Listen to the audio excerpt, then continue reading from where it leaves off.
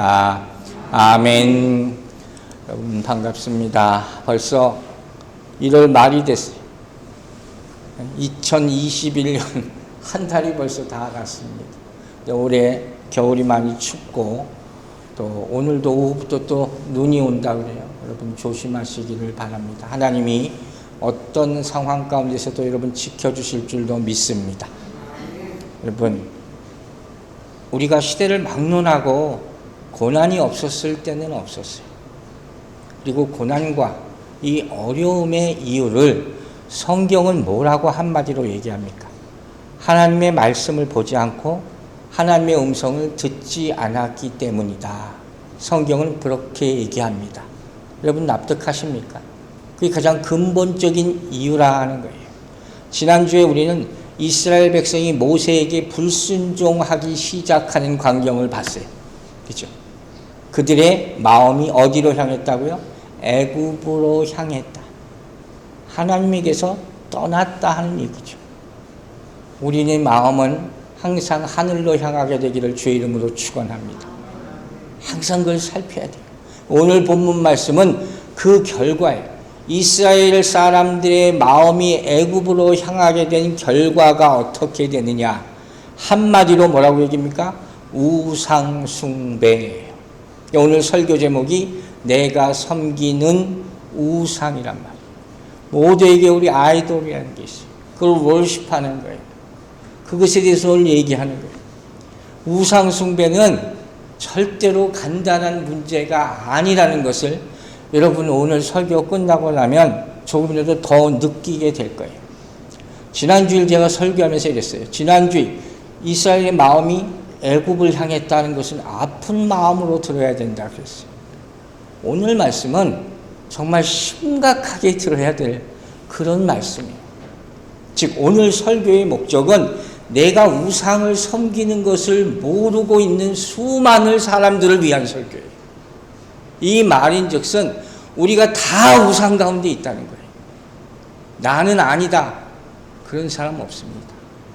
이제까지 우리가 살아오면서 크건 작건 다 우상이 있었고 그것에 끌려 살았다 하는 것을 우리가 발견하게 될 때 진정한 회개가 나타나게 될 줄로 믿습니다. 자, 사도행전 7장 40절 말씀부터 보겠습니다. 아론더러 이르되 우리를 인도할 신들을 우리를 위하여 만들라. 애굽 땅에서 우리를 인도하던 이 모세는 어떻게 되었는지 알지 못하노라 하고.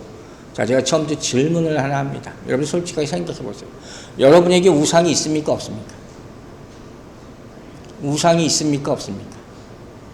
하나님 앞에 답하신다고 생각하셔야 돼요. 그럼 우상이 뭔데?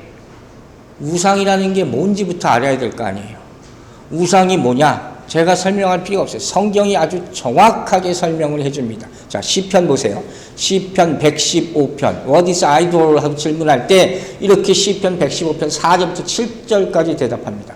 그들의 우상들은 은과 금이요 사람이 손으로 만든 것이라. 입이 있어도 말하지 못하며 눈이 있어도 보지 못하며 귀가 있어도 듣지도 못하며 코가 있어도 냄새에 맡지 못하며 손이 있어도 만지지 못하며 발이 있어도 걷지 못하며 목구멍이 있어도 작은 소리조차 내지 못하느니라. 이게 우상이에요. 어처구니 없죠. 성경이 너무도 정확하게 우상을 설명해요. 간단하게 말해서 우상은 뭐예요? 아무것도 못해. 사람이 만들었는데 아무것도 못하는 존재예요. 그런 것들 많아요. 여러분 인형, 어렸을 때 가지고 놓던 인형, 그런 것도 왜? 똑같이 저는 그게 딱 떠올랐어요. 순간적으로 제가 생각해 봤어요. 이 아무것도 못하는 존재와 걷지도 못해, 말하지도 못해, 듣지도 못해, 아무것도 못해. 이 존재와 살아 역사하시는, 말씀하시는 하나님, 비교할 수 있습니까? 비교할 수가 없는 존재예요. 근데 왜 사람들이 이것을 계속 이렇게 만들어내는? 왜 이렇게 이걸 좋아하냐? 좋아한다니까요. 그럼 왜 사람들이 우상을 만드는지 그거 아세요? 여러분, 우상이 필요합니까? 여러분의 삶에 필요합니까? 다 아니라 그럴 거예요. 그런데 알고 보면 다 우상이 있어요. 우리가 다 그걸 가지고 있단 말이에요. 어떻게 해서 우상이 생기는지 먼저 성경에 나오는 구절, 오늘 본문 사도행전과 출애굽기 32장을 통해서 이 얘기를 볼 거예요. 왜 이스라엘이 우상을 만들냐. 표면적 이유지만 상황적 이유가 되는 거죠. 출애굽기 32장 1절 봅니다.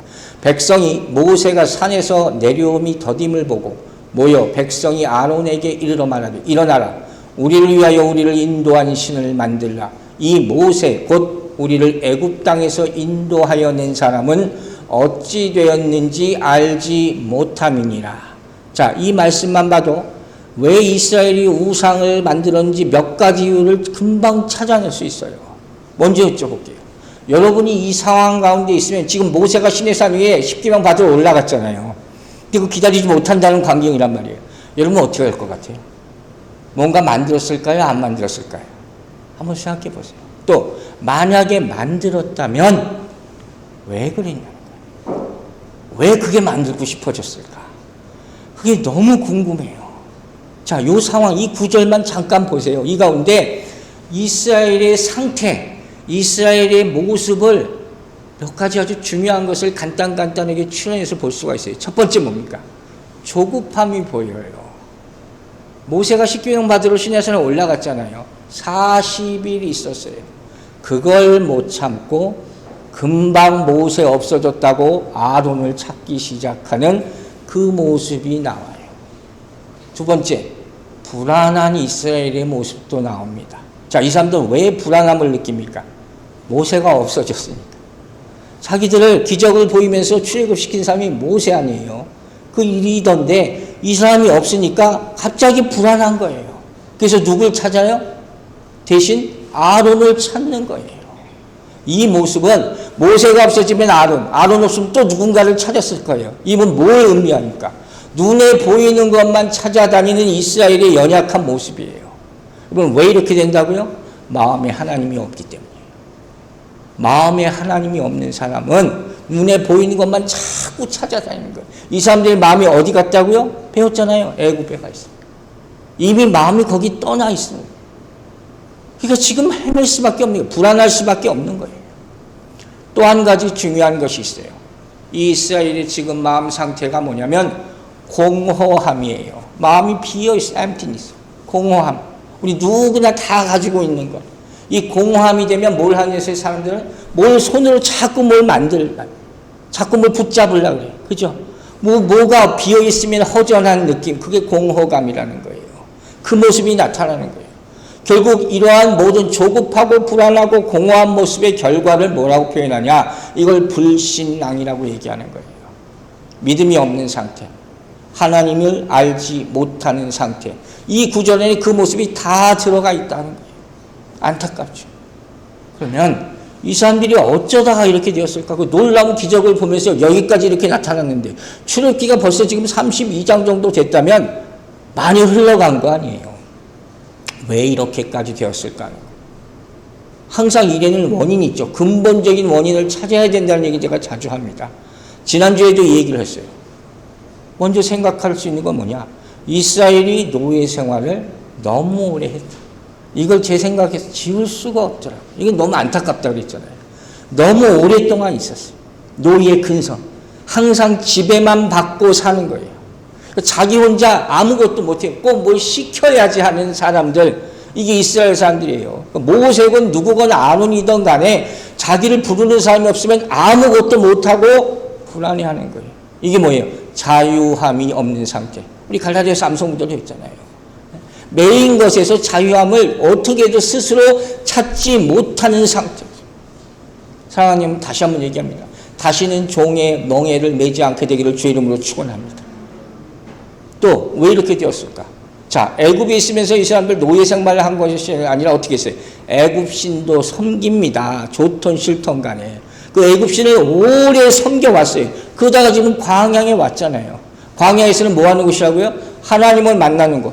하나님과만 사귀는 것. 그것을 훈련하는 것이 광야잖아요. 그러기 위해서는 어떻게 해요? 과거의 것을 버려야 돼. 애굽 신을 버려야 되는데 이게 안 버려지는 거예요. 신께. 몸만 나왔지 마음은 아직도 거기 가 있다는 거예요. 스스로 하나님을 섬기는 법을 이 사람들은 아직 배우지는 않았어요. 그러려면 하늘을 봐야 되는데 아직도 지금 땅만 쳐다보고 있는 것이 이스라엘 백성이라는 거예요. 그 광야 교회가 의미가 없잖아요. 광야는 하나님의 인도하심만 보고 살아야 되는데 하나님은 아직 보이지 않는 하나님이니까 그런 믿음도 없어. 그렇게 인도하는 모세도 안 보여. 그러니까 아무것도 못하고 불안한 채로 살 수밖에 없는 상황. 그러나 여러분 잊지 말아야 될 게 있죠. 모세가 인간의 두려움을 없게 해주지는 못하는 거예요. 그죠? 제가 여러분의 두려움을 없게 해줄 수 있습니까? 누구도 못하는 거예요. 그럼 우상을 만들면 그게 내게 위안이 되고 내 두려움을 영원히 없애줄 수 있습니까? 그것도 말도 안 되는 얘기예요. 아무것도 안 되는 거예요. 또 한 가지, 그들의 모습이 뭐라고 했어요? 공허하다. 항상 허전해. 우리 인생이 이런 거예요. 부하던 가난하다. 제가 공허함에 대해 생각하면서 갑자기 생각한 말씀이 뭐냐면 우리 잘 아는 우물가의 사마리아 여인 아시죠? 이 여인이 남편을 계속 갈아요. 쉽게 말하면 이 남자 계속 갈아치우는 거예요. 왜 그럴까? 여러분 왜 그럴 것 같아요? 쉽게 왜 그런지 아세요? 자기 마음에 드는 사람이 없어요. 누구도 자기를 채워주지 않아.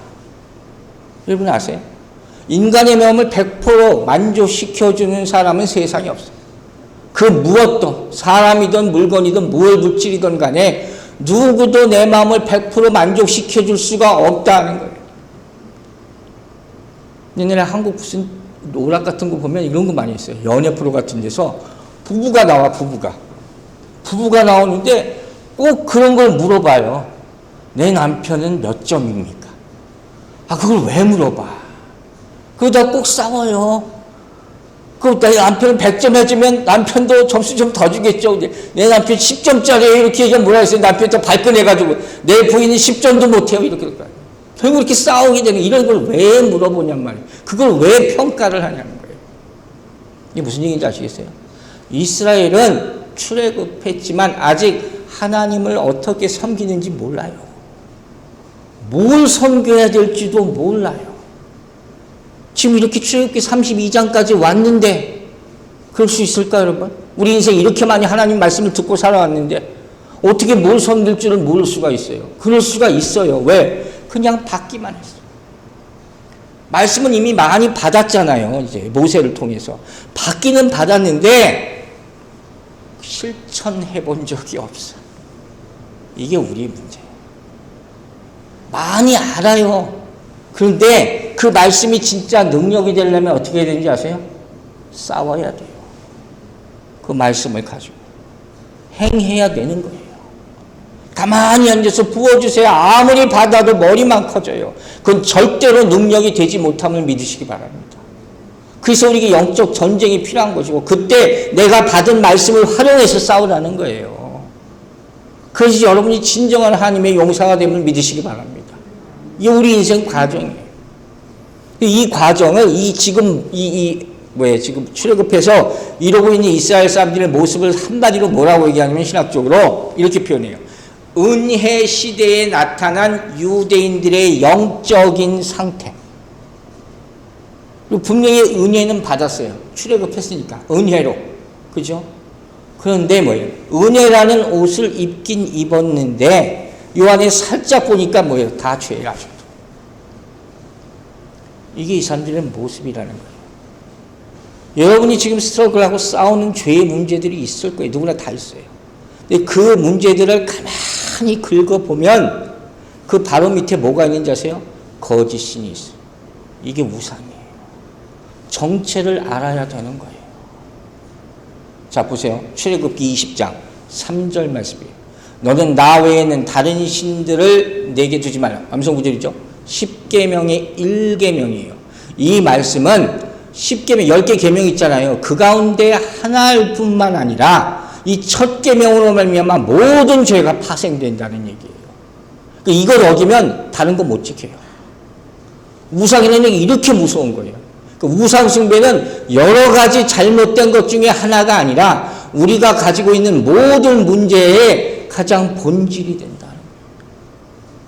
이 문제는 정말 심각하고 우리 평생 동안 부딪혀 해결해야 될 문제가 됩니다. 그래서 중요하다고 서두부터 얘기하는 거예요. 그리고 오늘 본문을 보면 이스라엘이 우상을 만들게 되는 결정적인 이유가 나옵니다.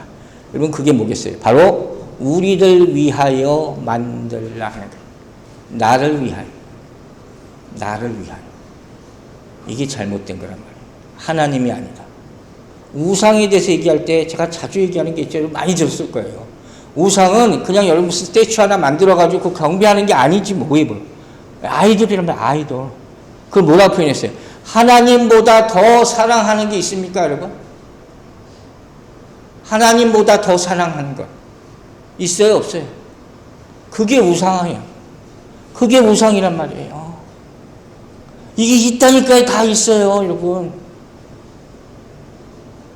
세상을 보세요 지금. 특히 젊은 성들이 얼마나 팝스타들 노래하는 스타들 얼마나 많이 좋아해요. 요새는 누구예요? BTS. 한국 청년들이라고 막 좋아할 것만 아니라 얼마나 좋아하는지 몰라요. 전 세계적으로 그렇게 유명할지 누가 알았겠어요. 그죠? 모르는 사람이 없어요. 옛날부터 있었어요. 옛날부터. 그런 사람들이. 한국에도 있었어요. 옛날에는 갑자기 레이프 가렛이라는 사람이 있었어요. 여러분, 여자분들은 알지도 몰라요. 70년대가 한국에 처음 그런 사람이 와가지고 아주 한국 여학생들이 뒤집어진 적이 있었어요. 완전. 제가 뒤집어졌다고 얘기하는 게 무슨 표현이냐면 그 공연하는 걸 보고요. 한번 싹 웃어주니까 어떻게 되는지 기절했어요. 기절. 진짜 기절해요. 한번 웃어주면. 여러분 하나님 보고 기뻐서 기절해 본 적 있어요? 정말 있는 사람 손 들어보세요. 하나님 보고 하나님 너무너무 좋아해서 기절해 본 적 있어요? 기도받다가 악한 영이 나가서 잠깐 정신 있는 사람이 있을지 몰라요. 너무 기뻐서 울어본 적도 있을지 몰라요. 기절해 기절해. 이게 우상이에요.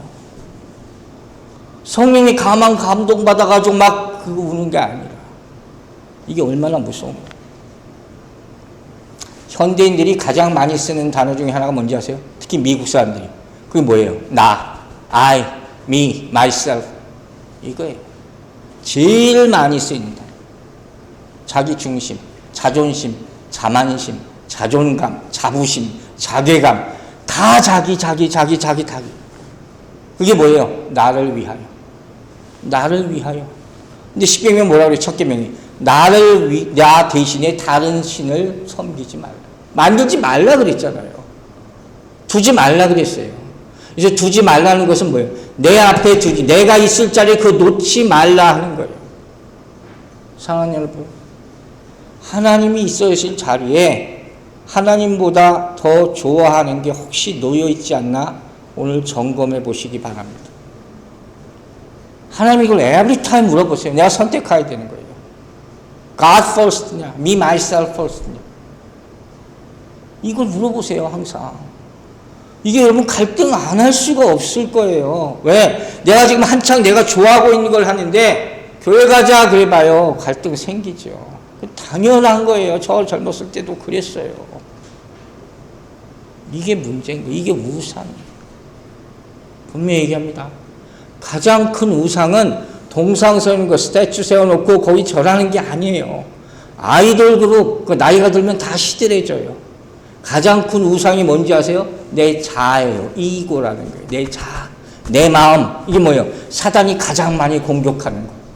이게 우상이에요. 여러분 지금 가장 좋아하고 가장 많은 시간을 할애하는 것, 그게 우상이라는 사실을 깨닫게 되기를 주의 이름으로 축원합니다. 여러분, 우리가 정말 주의해야 될 것은 뭐냐면 우상처럼 섬기고 있는 게 있어요. 좋아하고 있는 게 있어요. 그거 없으면 안 되는 거. 꼭 하루에 한 번씩 해야 되는 거. 그게 우상이에요. 목사님, 그런 거 아니에요. 내가 좀 좋아하는 거예요. 목사가 얘기할 정도면 심각한 거예요. 자, 보세요. 로마서 1장 23절에 무서운 얘기가 있어요. 로마서 1장 23절. 썩어지지 아니하는 하나님의 영광을 썩어질 사람과 새와 짐승과 기어다니는 동물 모양의 우상으로 바꾸었느니라. 이게 우상 숭배예요. 하나님의 영광과 동물과 바꿨다는 거예요. 기가 막힌 노릇이잖아요. 무엇이든 간에 하나님의 있어야 될 자리에 대신 자리하고 있으면 그건 우상이 될 수밖에 없어요. 여러분, 주의를 섬기라 하는 말은 예적부터 계속 있어왔던 가장 기본적인 말씀인데 요새는 이런 말씀도 못해요. 주일은 하나님의 날이에요. 믿으시기 바랍니다.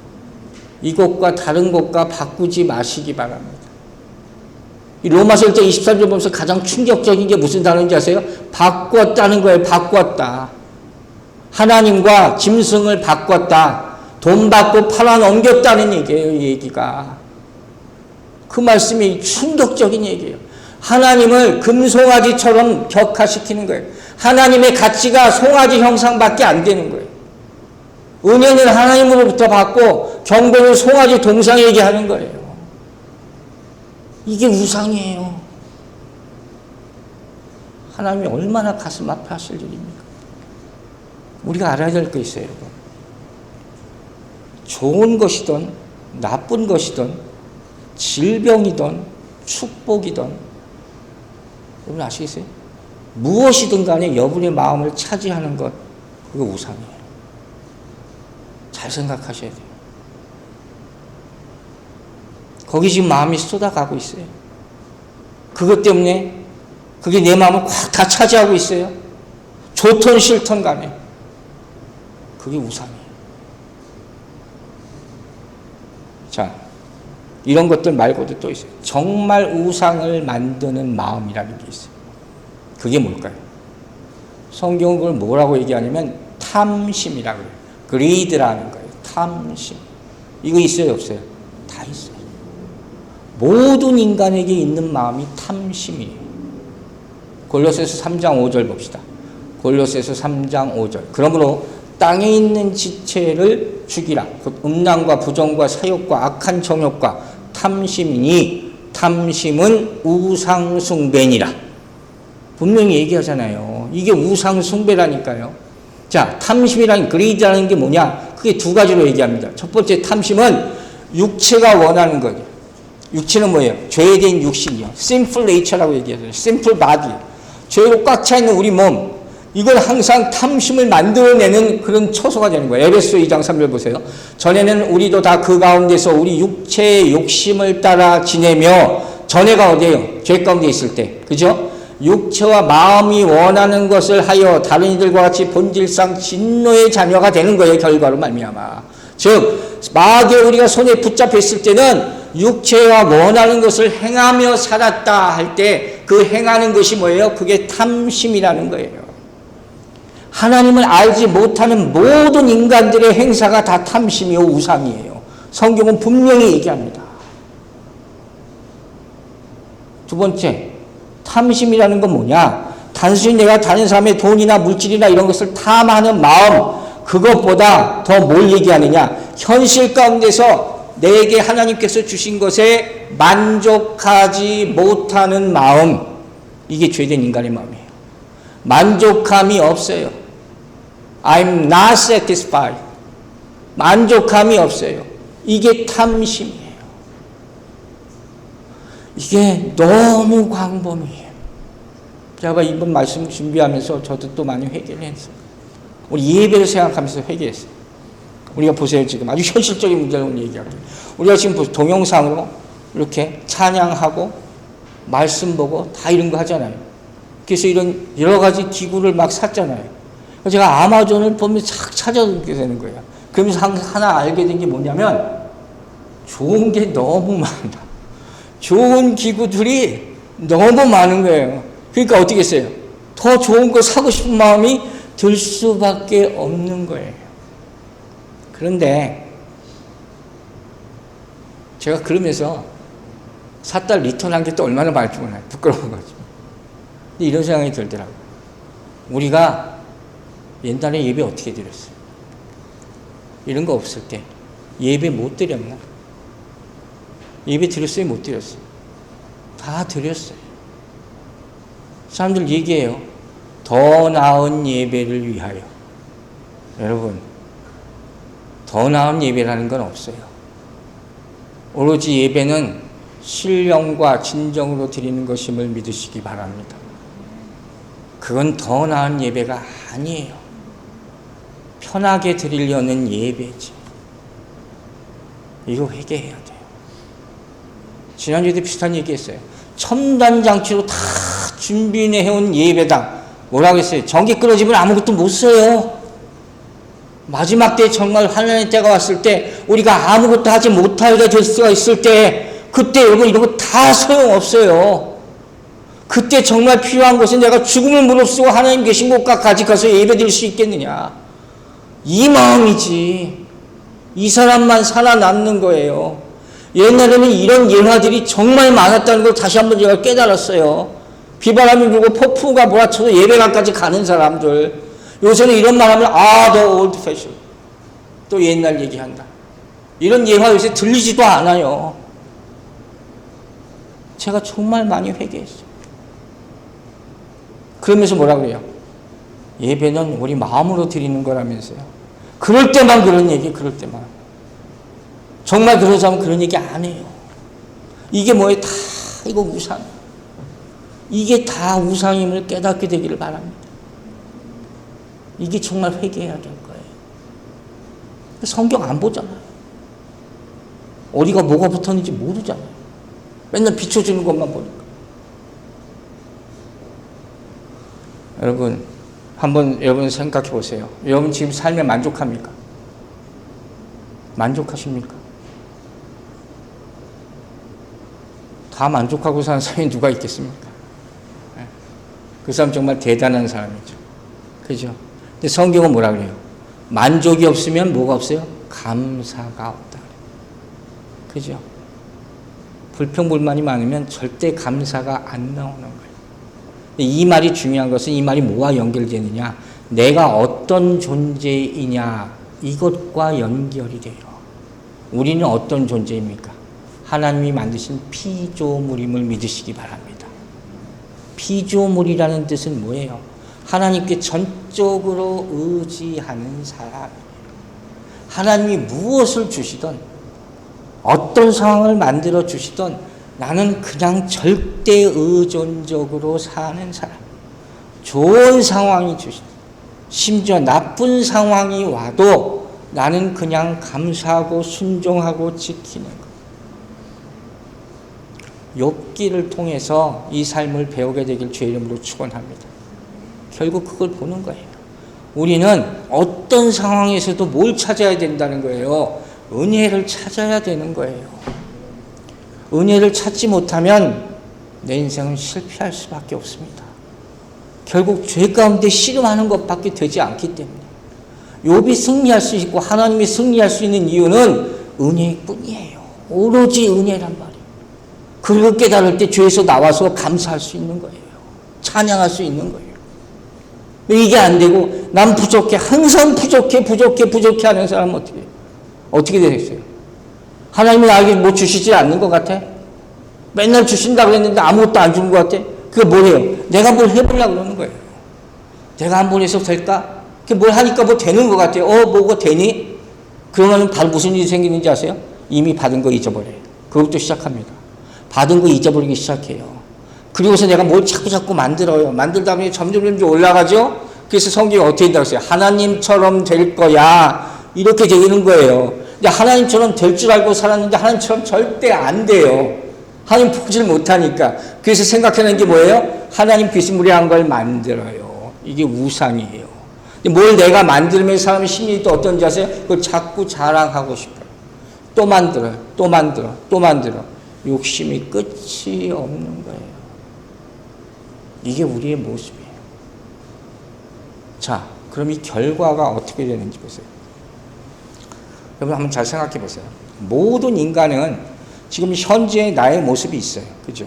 그리고 내가 장래, 퓨처에 내가 되고 싶은 나가 있을 거 아니에요. 골이 있을 거 아니에요. 그것을 이루기 위해서 열심히 산단 말이에요. 근데 그렇게 살아야 되는 건 맞는데 내가 지금 현재의 나와 나중에 될 사람 나, 그 사이에 사는 동안에 계속 불만족이 있고 계속 힘들고 탐심이 있고 이렇게 되면 그 결과 어떻게 되는지 아세요? 어떻게 될까요? 현재 나와 내가 장차 되고 싶은 나사의 간격이 점점 커져요. 잘 생각해 보세요. 이게 절대로 좁혀지지가 않아요. 왜? 그걸 탐심으로 채우려면 안 되기 때문에. 그 간격은 원래 누가 있던 자리인지 아세요? 하나님이 있던 자리. 하나님이 내 인생을 이끌어 주신다 그랬잖아요. 하나님이 끌고 올라가는 거예요. 하나님이 빠져 있으니까 하나님 대신 뭘 갖다 자꾸 넣는데 그게 안 되는 거예요. 계속 떨어지게 빠지게 하는 거예요. 그걸 뭐라 그래요? 밑빠진 독이라고 해요. bottomless. 바닥이 없어요. bottomless pit이라는 거예요. 바닥이 없어요. 계속 갖다 부으는데도 아무 성과가 안 나타나는 거예요. 그게 열매 없는 거예요.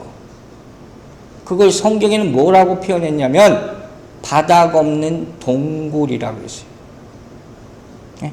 바닥 없는 동굴. 끝없이 떨어지기만 해요. 나의 딴에는 뭐 이렇게 하는데 안 되는 거예요. 바닥 없는 동굴. 여러분 이걸 한자어로 세 글자로 뭐라고 그러는지 아세요? 바닥 없는 동굴. 이걸 무저갱이라 그래요. 없을 무자에 나들 저자. 바닥이 없는 동굴이라. 이게 무저갱이에요. 이게 뭐예요? 이게 뭐예요? 무저갱. 지옥이에요. 지옥이에요. 탐심은 어디로 갑니까? 지옥으로 가는 거예요. 이게 성경 말씀이에요. 자, 신명기 8장 19절 이렇게 나와 있어요. 내가 만일 내 하나님 여호와를 잊어버리고 다른 신들을 따라 그들을 섬기며 그들에게 절하면 내가 너희에게 증거하노니 너희가 반드시 어떻게 돼요? 멸망할 것이라. 탐심은 무저갱으로 빠지게 하는 그런 원인이 됩니다. 그럼 제가 오래전에 들은 예화가 있어서 하나 인용할게요. 재미있는 예화예요. 한국에 옛날에 티코라는 차가 있었어요. 티코. 지금도 있는지 모르겠어요. 정말 소형차. 여기서 가장 작은 스몰카가 요새 뭔지 모르겠는데 하여튼 티코라는 정말 경차가 있었어요. 거기에 대해서 굉장히 유머가 되는 말이 많았어요. 티코가 막 달리다가 껌을 밟으면 탁 서요. 하도 조그맣고 하도 작은 차라. 그런 유머가 있었어요. 그리고 또 티코라는 차가 코너를 돌려면 어떻게 되냐. 잘못 코너를 돌면 너무 조그맣고 작아서 발랑 뒤집어진대요. 그래서 어떻게 해야 되냐. 쇼트트랙 스케이트 선수들 있잖아요. 그 스케이트 선수들이 코너를 때 이렇게 한쪽 손잡고 돌잖아요. 그렇게 해서 코너를 돌아야 된다.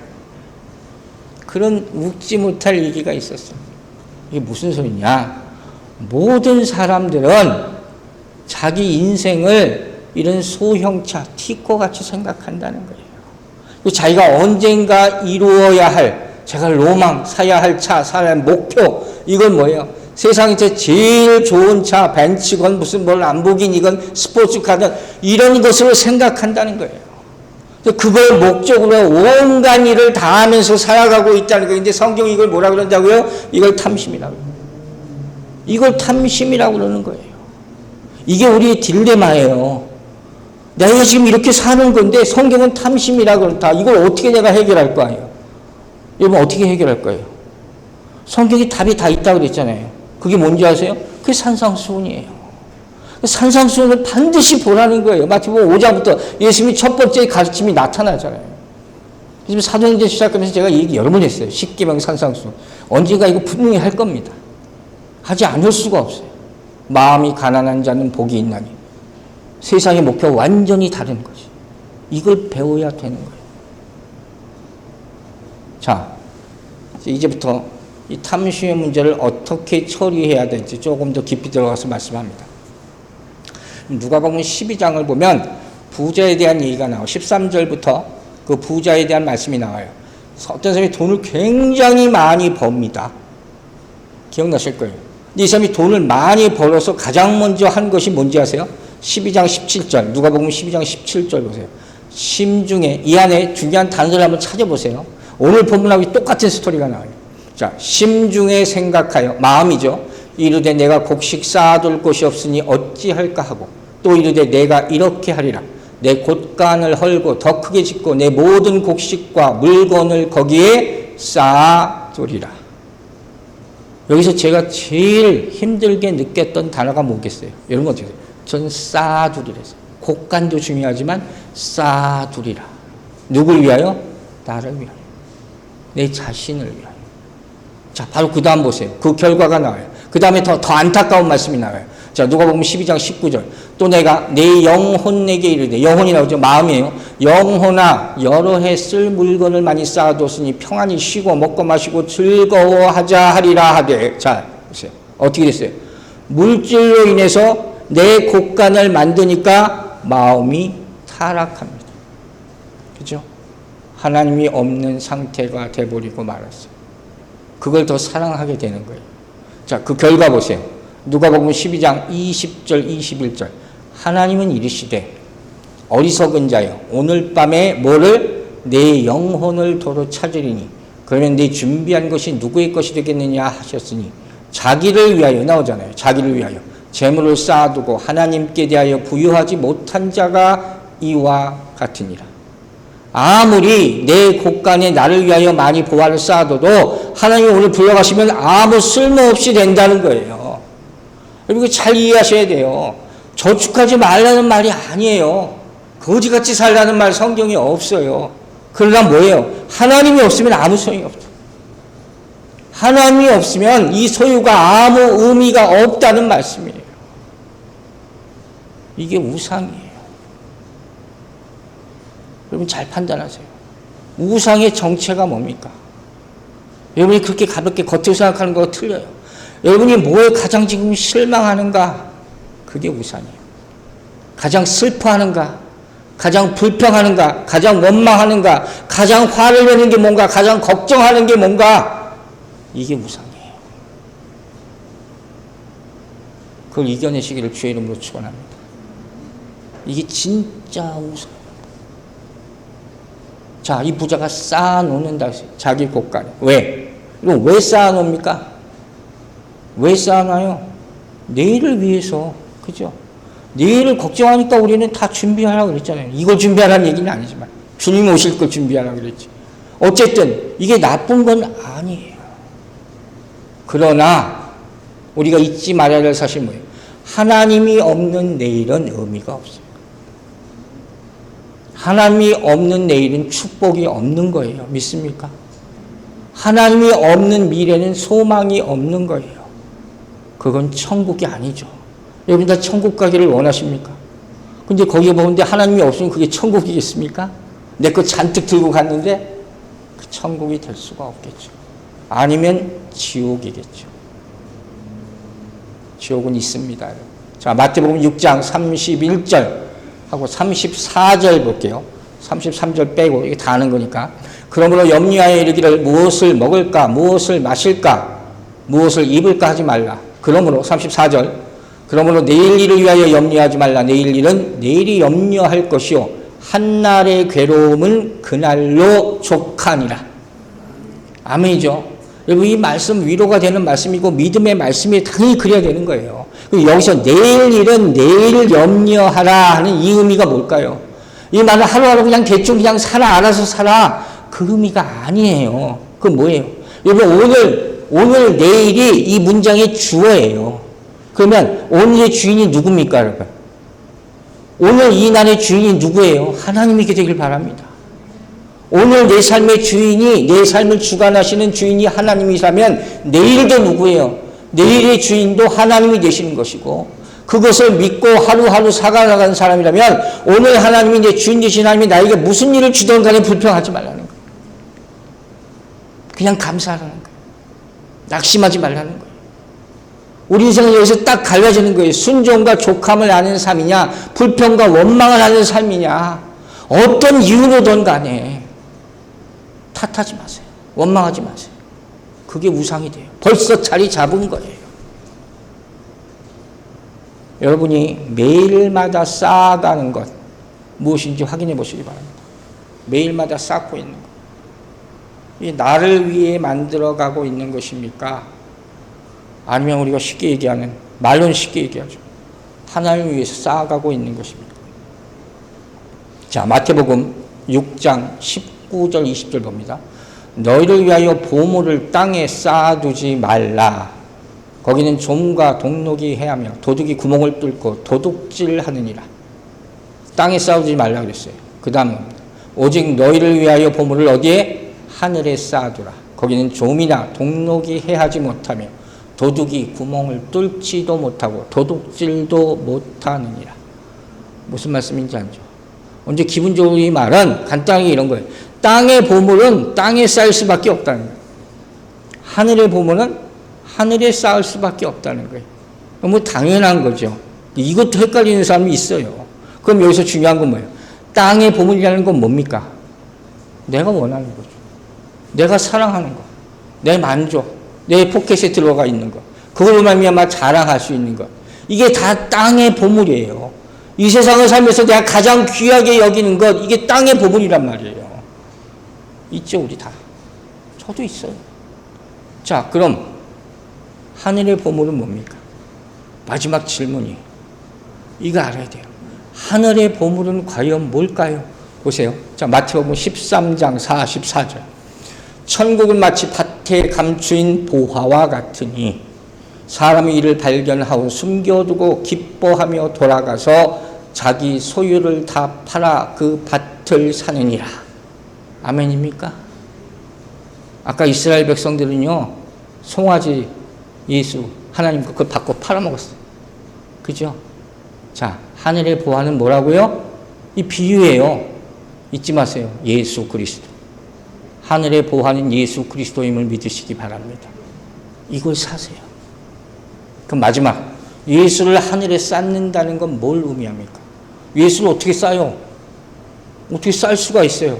이건 뭘 의미하느냐? 내가 예수를 믿는 믿음, 오로지 예수 그리스도만이 길이요 진리요 생명이라는 그 믿음이 점점 높아가는 거예요.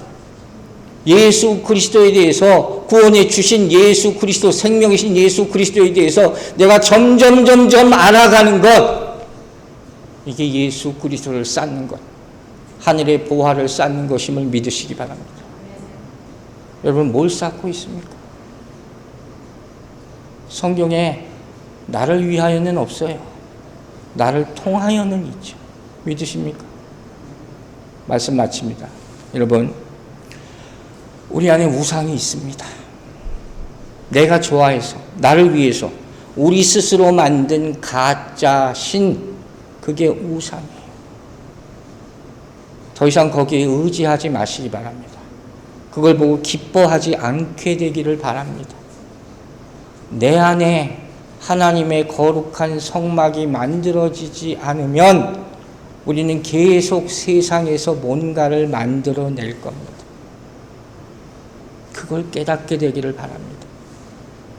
우리가 진정 하나님의 은혜 아래서 광야 교회 안에 있다면 우리가 바라보고 섬길 분은 누구? 오로지 하나님 아버지밖에 없음을 믿게 되는 여러분들과 저가 되기를 주의 이름으로 축원합니다. 기도하겠습니다. 아버지 하나님, 우리 안에 우상이 있음을 고백하게 하여 주시고 그 뿌리가 얼마나 깊은가를 알게 해주심을 감사드립니다.